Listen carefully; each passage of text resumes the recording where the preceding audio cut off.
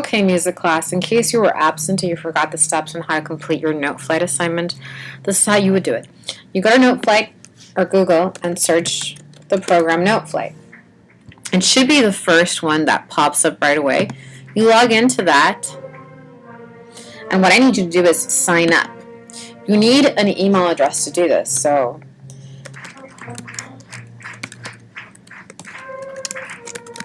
punch in your email address, choose a really easy password for this one, and this site lets you use super easy ones like 1, 2, 3, 4, 5, 6.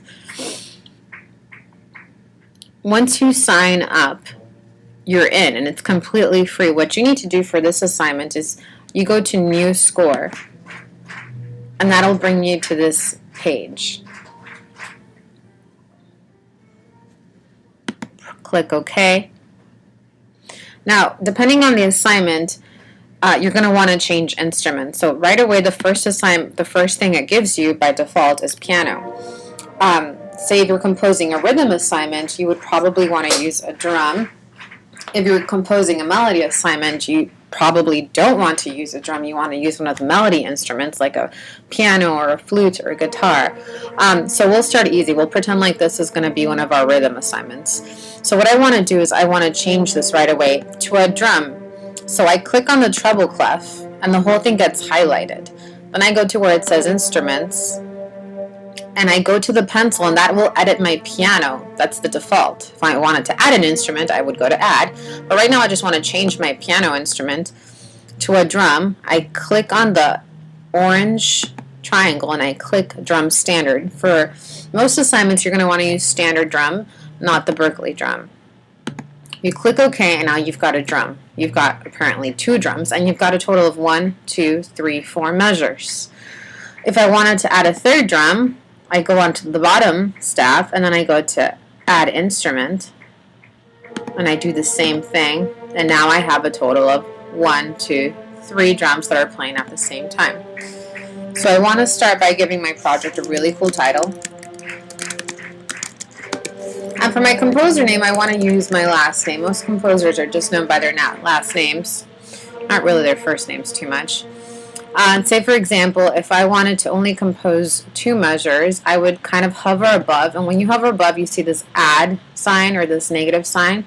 If I want to take away measures, I click on the negative. If I want to add measures, I click on the positive. Right now, I only want 2 measures. So for the top, I'm going to go ahead and compose a rhythm. So if I just click on like the F of my keyboard, I get a quarter note right away on my bottom line. If I click the up cursor, I can move this drum up or down. I'm going to go ahead and just leave it on the D line, and I'm just going to go ahead and compose a song using quarter notes, eighth notes, or 16th notes. If I want to switch that quarter note to a 16th note, do you see how I highlighted it and then I press the 16th note? And if I hit my D on my keyboard, I can get 4 16th notes. If I'm using 16 notes, they must come in quadruplets. Then I want to end with a rest. I go to my second and I start to do the same thing. I want ta, rest, ta, ta, ta. And then I want to end with TT. So I go to my 8th note, which is that one, and I have to click the D on my keyboard twice because they come in pairs. Now say if I wanted a rest in between here, the way I click it, say if I want to rest right here, is I click on that and then I just hit delete on my keyboard. Now I have a rest. But as you can see, when I got to the end, it added an extra measure. Well, I don't want that. I want to keep it at 2 measures. On my middle one, I'm going to go ahead and compose a pattern, but I probably want to use a different drum. I'll use a drum that's on the A line. So if I hit the keyboard at the A pops up right away. And I want my pattern to be ta, ti, ti, ta, ti, ti.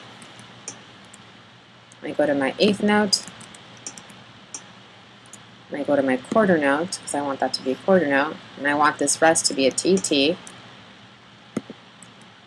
Now, to save time, I can just copy and paste this, because I want my middle staff to be a pattern. So if I highlight the staff, I just click on the white space between the lines, and it highlights, and if I've got a Mac, I press Control-C, Command-C and Command-V. If I've got a PC or Chromebook, I press Control-C and Control-V to copy. Now for my bottom one, I want a beat, so I'm just going to go ahead and use a very low beat. I want that on my E line, and I'm just going to use ta, ta, ta, ta, ta, ta. Once I get to the end, you see it automatically keeps giving me that third measure. I only want 2. So if I press play, I get to hear what my composition sounds like.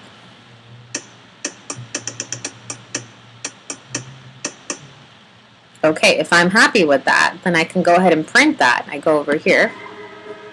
I'm sorry, no, never mind. You go to the little print sign right here where it says print. See that? I highlight it. I hit print. Your score is ready to be printed. I print that up at home and I bring it to school.